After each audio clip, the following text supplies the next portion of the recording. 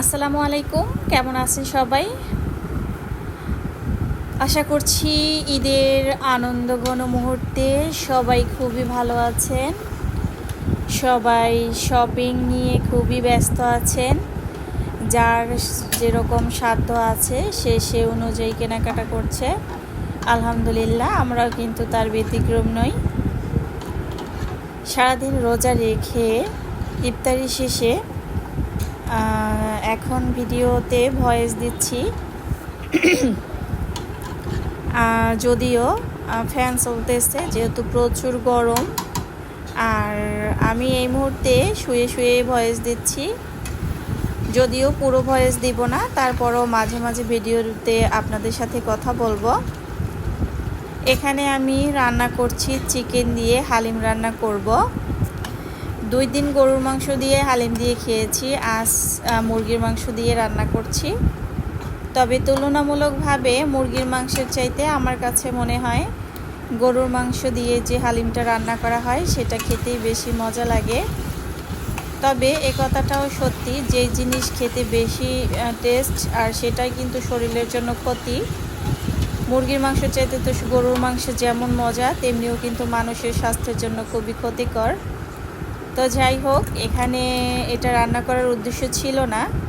তো যেহেতু বাসায় আবার সিকিউরিটি গার্ডদের ইফতারি দিতে হবে, এই জন্য রান্না করে নিচ্ছি। তো ওরা 2 জন ছিল, পরবর্তীতে শুনলাম যে না, একজনকে দিতে হবে।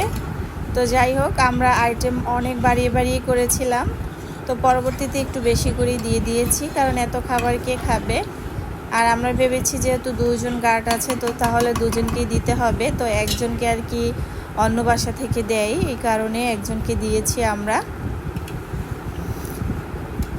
এই তো কি আর কথা বলবো, এতক্ষণে হয়তো রোজার যেহেতু শেষ, কাল সম্ভবত আর একটা রোজা বাকি আছে। তো ইতিমধ্যে অনেকের কেনাকাটা শেষ।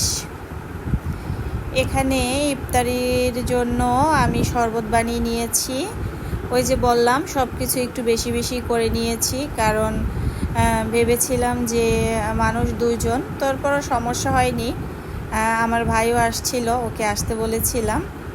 তো দেখা গেছে কি হয়ে গিয়েছে, খাবার আর কি নষ্ট হয় নাই, এই আর কি। তো বাসায় হালিম রান্না করেছি, উপরে পেঁয়াজ বেরেস্তা দিয়ে পরিবেশন করে নিয়েছি। আর এখানে এই যে ভাজাভাজির আইটেম, এগুলো আসলে বাহির থেকেই নিয়ে আসা হয়েছে। আমি কিন্তু ভাজাভাজি করা অনেক আগেই ছেড়ে দিয়েছি, কারণ তেলের ভাজাভাজি খাবার রোজার প্রথম দিকে কিছুদিন খেয়েছি, তারপরে একেবারেই ছেড়ে দিয়েছি। তো আসলে কোথায় আর ছাড়লাম, কিন্তু ছাড়তে তো পারিনি। সেই বাহির থেকে নিয়ে আসলেও কিন্তু খাওয়া ঠিকই হয়, মোট কথা বাসায় করা হয় না আলসেমির জন্য। আর এপাশে তো আমি ফল কেটে নিয়েছি। আর এখন তরমুজ তো মনে হয় যেন সারাদিন রোজা রাখার পরে তরমুজটাই বেশি পছন্দ। আর তরমুজ তো এবার পুরোই ভাইরাল হয়ে গিয়েছে। আর আমার ছেলে তরমুজ দেখলেই বলবো, ওই কিরে মধু মধু রসমালাই। তো যাই হোক, এরকমের কিন্তু একটা কথা। আর এই তরমুজ নিয়ে সবাই কিন্তু কম বেশি ভিডিও শেয়ার করেছে। এই যে বললাম যে গার্ডের জন্য যে দারোয়ান আর কি, ওর জন্য ইফতারি দিব। তো গ্লাসে শরবত দিয়েছি, আর বাটিতে হালিম, আর এই পাশে ফল রেখেছি। তো এখানে আমি একটা সরিষার তেল 5 লিটার, এটা আসলে আমি অর্ডার করেছিলাম অনলাইনে, তো সেখান থেকে আসলে নিয়ে আসা। তো তেলটা বা ওনার কাছে যে জিনিসগুলো পাওয়া যায় এগুলো আসলে অনেক ভালো, তো যার কারণেই অর্ডার করেছি। তো ভাবলাম যেহেতু নতুন তেলের একটা জার নিয়ে আসলাম সরিষার তেলের, আর এই জন্য আর এছাড়া আমি আরও একটা জার নিয়েছি যে তেল রাখবো, এই কারণে। তো প্রথমে আসলে ভেবেছিলাম যে সয়াবিন তেলের জন্য এটা রাখবো, তো পরবর্তীতে ভাবলাম যে না, সয়াবিন তেলটা আসলে যতটা সম্ভব পারি কমিয়ে খাওয়া শুরু করব, কারণ এমনিতেও একটু কমিয়ে খাওয়ার চেষ্টা করি সয়াবিন তেলটা, এটা স্বাস্থ্যের জন্য মোটেই ভালো না। তো এই জন্য আর কি সরিষার তেলটার দিকে বেশি আগ্রহ করে তেলগুলো আনিয়েছি। আমি যেহেতু সরাসরি তেলের জার থেকেই তেল ঢেলে দিই, তো এটাতে যখন তেল ঢেলেছি এরপরে আমার মনে হয়েছিল যে এটা দিয়ে তেল বের হতে অনেক সময় লাগে, এত ধৈর্য আমার কোথায়। তবে এইটা থেকে একটা জিনিস সুবিধা হয়েছে, সেটা হচ্ছে অতিরিক্ত তেল পড়ার কোনো সম্ভাবনা নেই। যে যতটুকু দিব ঠিক ততটুকুই, অতিরিক্ত তেল বের হবে না, এমন একটা বিষয়। তো যাই হোক, তেল কিন্তু কম খাওয়াই ভালো, সবাই চেষ্টা করবেন তেলটা একটু কম খাওয়ার। আর বিশেষ করে সয়াবিনের কাছ থেকে দূরে থাকবেন। যদিও সয়াবিনের চাইতে সরিষার তেলের একটু দাম বেশি, তারপরও কিছু করার নেই, কারণ দেখা যায় আমরা কিন্তু অনেক অনেক টাকাই খরচা করি, যেটা আমাদের আসলে খুব প্রয়োজন না, বা তারপরও দেখা যায় বিভিন্ন রকমভাবে হয়েই যায় খরচা।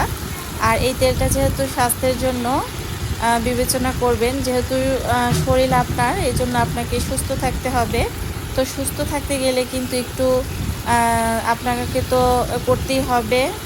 যেমন আজকালকার গৃহিণীরা তো অনেক সাশ্রয় করে, দেখা যাবে অন্য একটা বিলাসিতা না করে যে জিনিসটা শরীরের জন্য ভালো সেরকম কিছু খাওয়ার। তো মোট কথা আপনারা চেষ্টা করবেন সয়াবিন তেলটা একটু কম খাওয়ার, একটু না মানে না পারলে না খাওয়াই ভালো, এই আর কি। তো যাই হোক, অনেক জ্ঞান দিয়ে ফেলেছি, অনেক বকবক করেছি। আর এখানে আমি একটা মজার মাছ রান্না করছি, সেটা হচ্ছে নদীর ট্যাংরা মাছ, মানে দেশি আর কি ট্যাংরা যেটা সেটা। আর ভাটা মাছ এর আগের দিন খেয়েছি, সেখান থেকে 2-3টা ছিল, তো ভাবলাম এর সাথে দিয়ে দিই। এখানে কিন্তু শুধু চাপিলা মাছই দেখতে পাচ্ছেন, আর এই চাপিলা মাছের নিচে ছিল ভাটা মাছ আর ট্যাংরা মাছ। তো যাই হোক, এখান থেকে হয়তো 2-1টা ভাটা মাছ দেখাও যায়। পরবর্তীতে আমি যখন ঘুম থেকে উঠে দেখি তো খালা চলে আসছে, তো খালা এখানে আর কি মাছ কাটাকাটি করছিল। তো আসলে সে আবার খুব সুন্দর করে মাছ কেটে নেয়, আর দেখা যায় এমন মাছগুলো কিন্তু কাটতেও বেশ ভালো লাগে। তো ভেবেছিলাম যে ভিডিওতে ভয়েস দিব না, তারপরও ভয়েস দিলাম। আর যেহেতু আমি কিন্তু শুয়ে শুয়ে ভয়েস দিচ্ছি, ওদিকে ফ্যান চলছে, অনেক শব্দ হবে এই আর কি। তো যাই হোক, অনেকেই তো মিউট করে রাখেন বা শোনেন, আবার অনেকেই আমার কথা শোনেন। তো যাই হোক, এই জন্য কিন্তু খুবই ভালো লাগে। আর আপনাদেরকে একটা কথা বলার আছে, সেটা ভেবেছি এখন বলবো, আজকের ভিডিওতেই বলতাম কিন্তু বললাম না, যেহেতু আর 2-1 দিন পর ঈদ, তো ভাবলাম ঈদের পরেই বলি আপনাদের সাথে। তো এদিকে কথা বলতে বলতে ভিডিও শেষ পর্যায়ে চলে এসেছি। সবাই ভালো থাকবেন, আল্লাহ হাফেজ।